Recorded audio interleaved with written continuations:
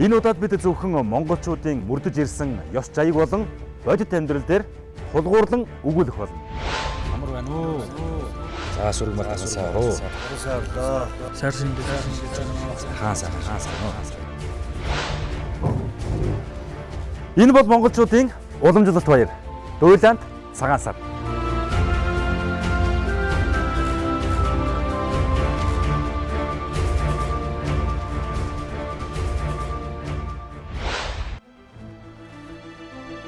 Аливаа зүйлд сонирхолтой эхлэл учир шалтгаан гэж байдаг шиг монголчуудын өнөө хүртэл тэмдэглэж ирсэн уламжлалт сар шинийн баярыг эртний түүх сударт 2000 жилийн тэртээ хүннү улсын үед цагаан эдээний баяр болгон өдөр шөнө тэнцсэн намар цагт малын зоо тинээж 5 тансаг эдээ дэлгэрсэн тэр цаг үеийг тохиолдуулан тэмдэглэдэг байсан хэмээн бичиж үлдээжээ.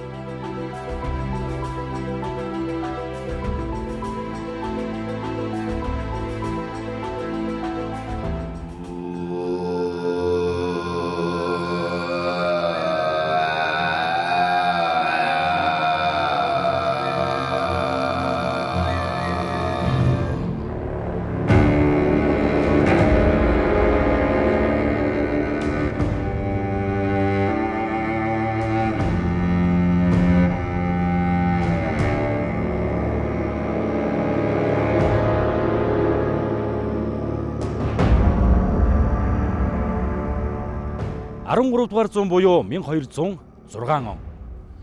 3 дугаар жарны өвлийн адаг сарын эцэс хаврын ихэнх сарын шинээр Тэмүүжин Их Монгол улсын хаан ширээнд өргөмжлөн залагдсан байдаг. Энэ мөчөөс Их Монгол улс хаан байгуулж нэгдсэн шин төрөн бий болгосны баярыг шинэ оны хон баяртай хамтдаган шинэ оны хон хавар тэмдэглэдэг энэ сайхан уламжлалыг бидэнд үлдээсэн байна. Цагийн аясаар жилийн хаан өнгийг Монгол тооллоор од гаргсын байршил сарны тооллоор тоолон одоогийн бидний мөрдөж буй хаврын ихэнх сарын шинийн нэгэнд тэмдэглэдэг болсон.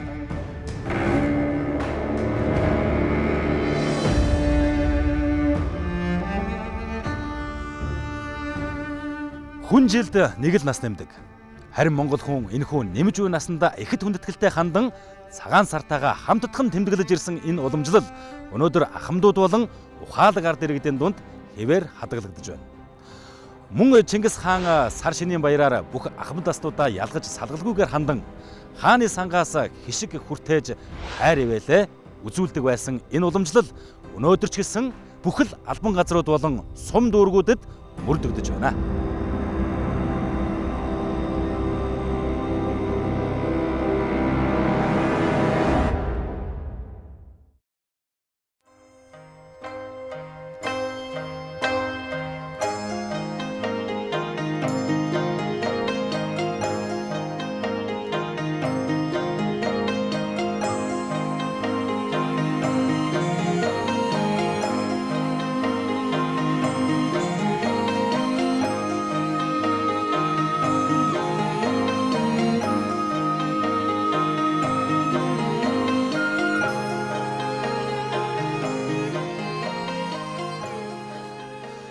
Монголчууд эрт дээр үеэс цагаан сарыг тэмдэглэхдээ нэг сарын өмнөөс буюу зулын 25-наас эхлэн бэлтгэлээ базааж эхэлдэг байсан байна.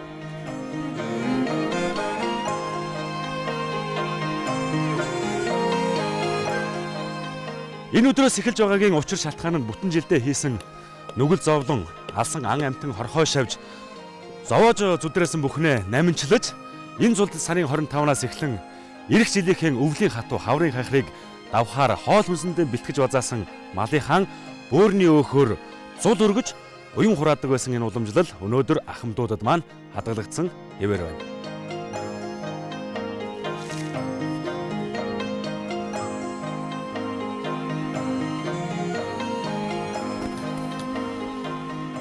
Гэхдээ сүүлийн жилүүдэд цагаан сарыг ихэд нүсэр болгож бэлэг татаасанд ихээр анхаарч байгаа нь жирийн иргэдэд хүн дээр тусаж байгаа.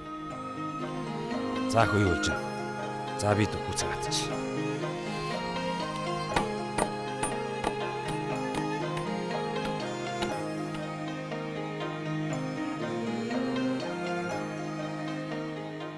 Ингээд орчин тойрныхоо огийг малын сэвснээс эхлэн цэвэрлэхийн зэрэгцээгээр малаа бэлчээрлүүлдэг, хотлуулдаг хотыг хүртэл чулууг нь сайхан ярьж оруулснараа хүн амьтантайгаа эргжилдээ сайхан үнэтэй орохын бэлэг бэлгийн чанд ухааныг дэлгэрүүлэн бэлтгэдэг байсан байна.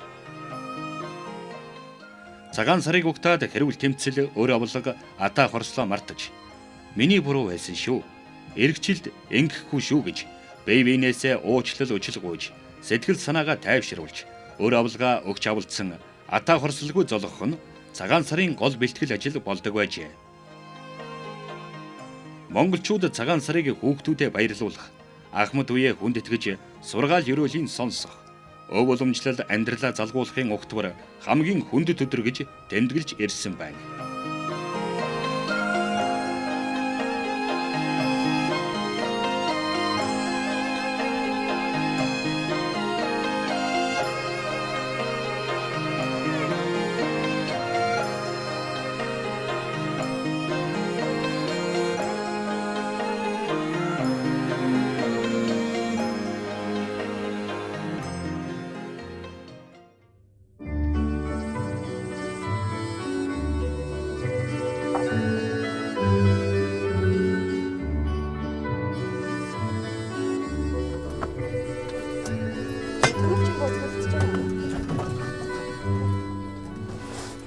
Хэн бүхний мэдэх буусны тухай энд ярих нь илүүц боловч олон үндэстнүүдийн амдрахын идэх дуртай.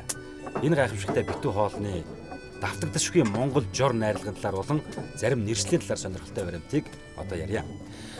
Хятад буузыг баузи гэж нэрлэдэг бол Японд жаузи буюу гёза гэж нэрлэдэг байх юм аа. Харин хөөмөл буузыг никуман гэж нэрлэдэг юм байна. За харин Солонгост бол манду гэж буузыг нэрлэдэг байх юм аа. Үзбек болон Дундад Азийн зарим орнуудад буузыг манти гэж нэрлэдэг юм байна. За тэгвэл Балбад момо гэж нэрлэдэг гэсэн баримт бас байна. Харин Буриадад буузыг фози гэж нэрлэдэг гэсэн иймэрхүү сонирхолтой нэршлүүд байна.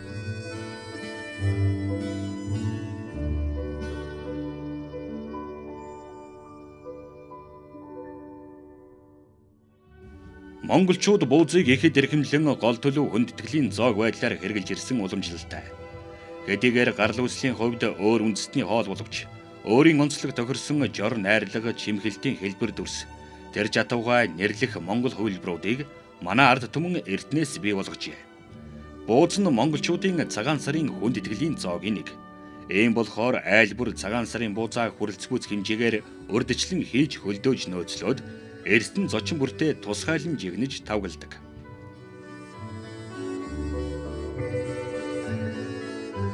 Жишээ нь монголчууд буузыг хонин бууз, тарвган бууз, саран бууз, за тэгээ гонцгой бууз, дугуй бууз гэх мэтлэн хэлбэр дүрсээр нь нэрлэж ирсэн нь энэ хоолны монгол хувилбар байгааг гэрчилнэ. Энэ цэцгэн бууз амт гэж банилээ. Махыг нь гараар татах юм уу эсвэл зориултын машинаар машинд хийдэг болохоор хүүхэд багчууд болон настайчууд идэхэд зөөлхөн байдаг. Одоо хэдүүлээ юу гэхэлээ? Жигнэн дээ. Одоо буузаа жигнээд л битүүлэхэд бэлэн болно доо.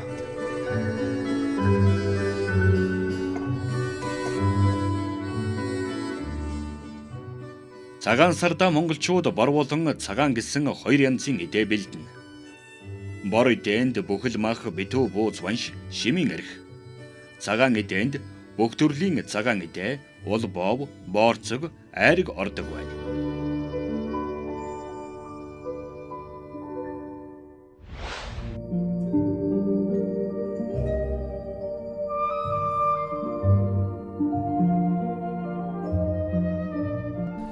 Нутгийн онцлогоор ул бов буюу хэвийн бов зарим газар хавсаа хийж тавгийн эдээгэн засахтан ахмадуудаа хүндэтгэн 3 ба түүнээс дэш үеэр ягнэлэн застдаг.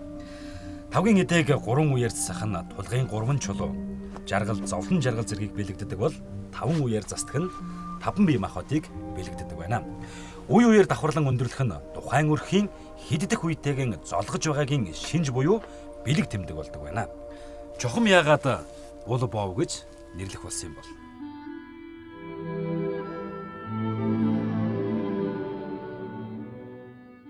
Хүн хоёр хөлийнхөө улаар дэлхийн татах хүчтэйгээ холбогдож мэдээлэл солилцсон эрч хүч авч явдаг. Хүн хөлөөрөө альва нэгэн үйл хэрэг буюу орон зайг ялж ямар нэгэн орон зайгаас нөгөө орон зай руу шилжин явдаг. Тиймээс явах гэсэн үйлдэл буюу урагшлах гэсэн бэлэгдлийг агуулж Улбов гэж нэрлэдэг болсон байна.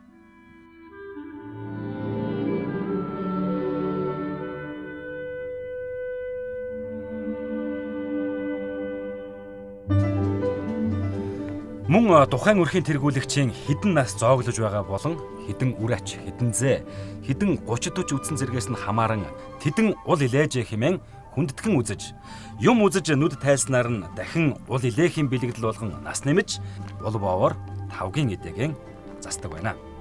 Өнөө цагт оймс илээх гэж ярьдаг бол эрт цагт ул илээх гэж ярьдаг байжээ.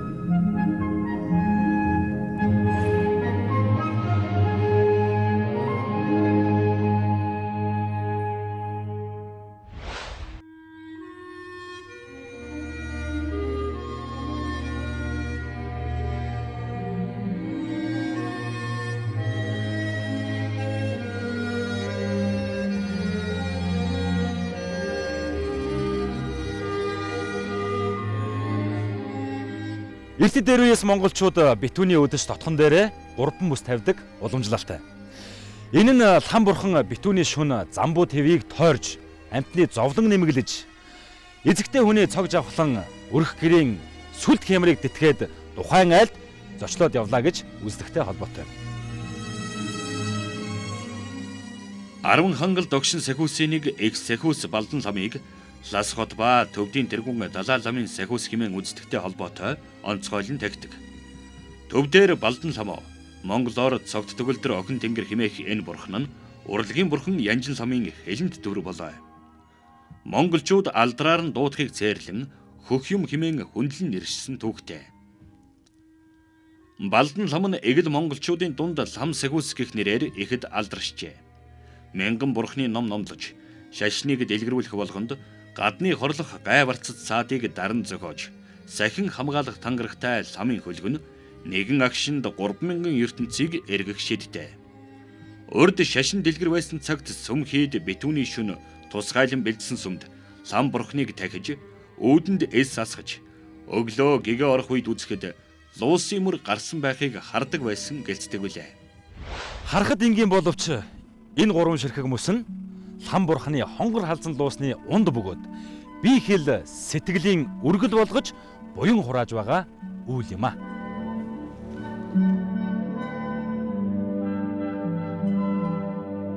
За хотлолноороо сайхан битүүрцгэж байна уу?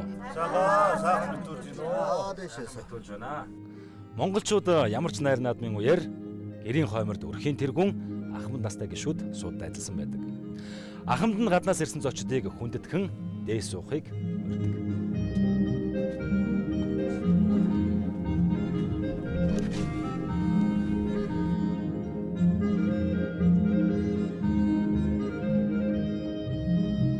Битүүний өдөш бор эдэнээс эхлэн зооглож цагаан эдээгээр өндөрлөдөг. Бор эдэн өнгөрсөн болон ирээн барааны эц төгсгөлийг төлөөлдөг. Харин цагаан эдэн шинэ жилдээ бүхнийг шинээр эхлэж цэвэр ариун байхыг бэлэгддэг байна.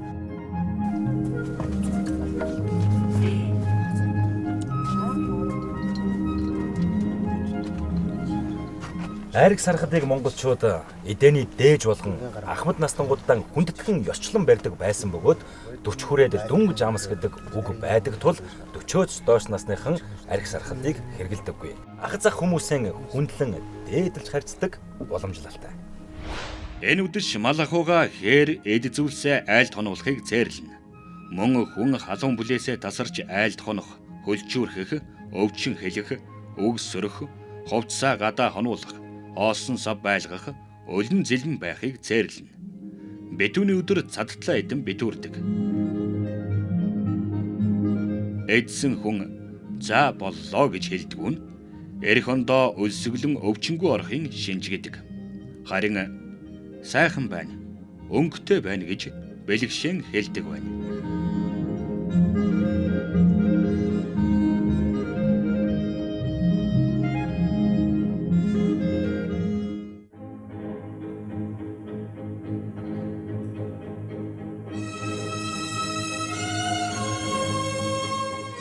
Эрт дээр үед цагаан сарын шинэ нэгний өглөө хот айлын ахлагч мөр зүгэн гаргадаг зан үйлийг хийдэг байжээ.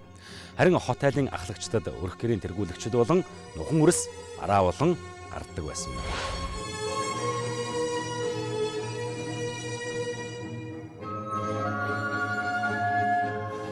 Ахлагч нар нар мантахаас өмнө хувцаа өмсөн морионаад цог хэмрийн зүг рүү хандан гарч овоонд очин цагаан эсгээ дэвсэж эдээ будааныхаа дээжиг тухайн газар орон усны эздэд эзэн сүлдэндээ дээжиг нь өргөн бариад тэнгэр сүлдэндээ мөргөж буян гიშгийнхаа зүгээс гэрлүүгээ хандан ирдэг.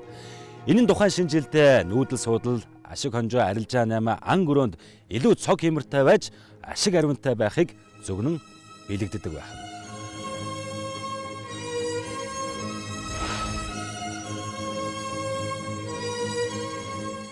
Зүг мөрөө гаргангаа хийдэг нэгэн зан үйл нь жилийн цээр гаргах дом засал байжээ. Хожимоо бурхны шашин дэлгэрч нүүдэлчдийн дунд хэд дадсан тэргүүтэн суурин газрууд бий болсноор энэхүү дом заслыг хийх тарины аргач бий болжээ. Харин огт өөрчлөгдөөгүй зүйлс нь хэмрийн зүг рүү гарч буян хишгийн зүгээс ирдэг уламжлал юм.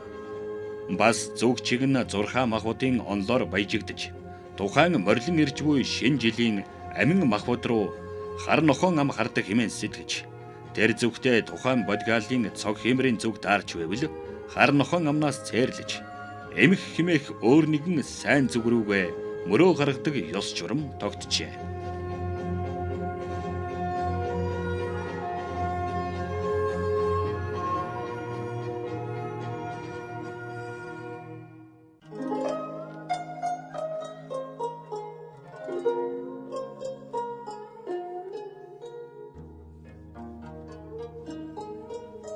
Монголчууд жил цагийг амьтнаар төлөөлүүлэн сар өдрийг өнгөөр тодорхойлон цаглбаан хөдөлдөг ард түмэн. Энэ баярын гол утга учир нь ахад уу төрөл саднаа мэдэлцэж бие биенээ хүндэтгэх томоохон зан үйл учраас нэгнээ заавал зорин очиж зологдог уламжлалтай.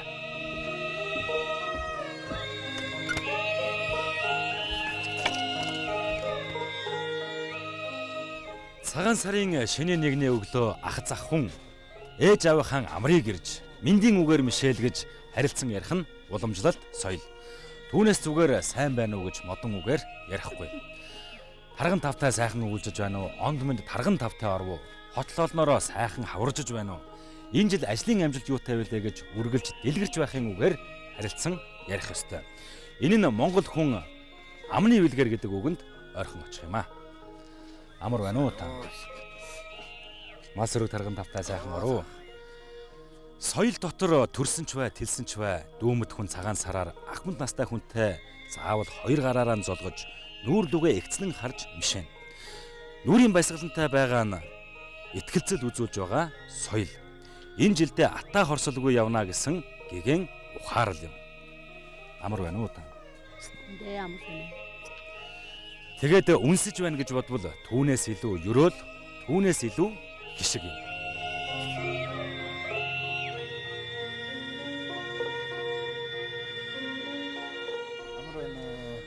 Амар байна уу? Сар шиндээ сайхан шилж гинөө. Сайхан шилж байна уу? Насал ахалдаг хойно цагаан сарын шөнийн нэгнээр нэг сарын ахмад байсан ч дүүн мэдлэгээ явуулдаг уламжилт ёсоор хүндэтгэн зологдог. Үүнийхээ дараа хувийнхаа яриаг өрнүүлж орчин цагдаагаан уялдуулан цэнгэж болдгоо. За онд минь тарган тавтай сайхан ороо. Сайхан та сайхан орж байна. Цагаалгын үеэр эвтэй найртай явахын илэрхийлэл болгож хөөрөг зөрүүлэн тамхилдаг. Хөөрөг зөрүүлэхтэн харьшуулахыг цээрлэхийн хамт толгойг нь дарахч болдоггүй. Хөөргийг төр түших 3 хуруу буюу эрхий хуруу, долоовор хуруу, дунд хуруугаараа түшин сольдог. Энэ нь тухайн хүнээ төрийн хэмжээнд хүндэтгэж байгаагийн илэрхийлэл юм аа.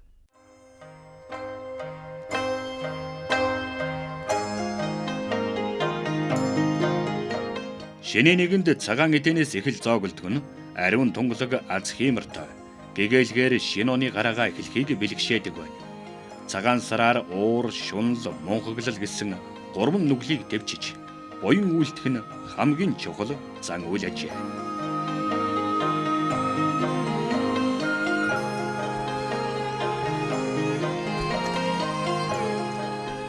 Хүндэтгэл ёслолын их үеийн дараа бие биедээ бэлэг өгж гар цайлгадаг.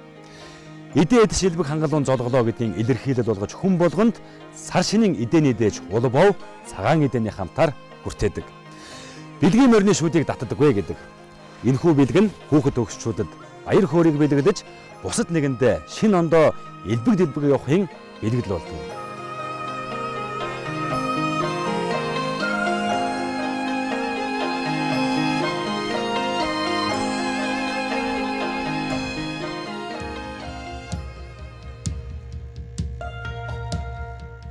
Имэл хүндэдвээс догсон мориндон дарш болно. Эрхэм хэтэрвээс хүмүүнээс сэтгэлд осол болоо. Ян сэтэрвээс ядуу дордост зүдгүр болмоо. Хожмын үрс эрхэмдээ эрхшэн осол цалгаа явна. Тиймээс энгийн даруу болго хэмээн их эзэн Чингис хааны айлтгсан баримт бий. Монгол түмний уламжлалт сар шинийн баяр өнгө мөнгөний өрсөлдөөн баян ядуугийн хагаралдаан эрх мэдэл цусралдлын сүлэлдээн огтоосон биш. Энэ бол Монгол ёс уламжлалын үйл. Хүн чанарын эрхэмсэг оршихуй. Чин сэтгэлийн сүүн цацал үлээ. Та бидний хувьд цагаан сар дуйлаан уу? Эсвэл мартаж болохгүй ёс уламжлал өв соёл уу?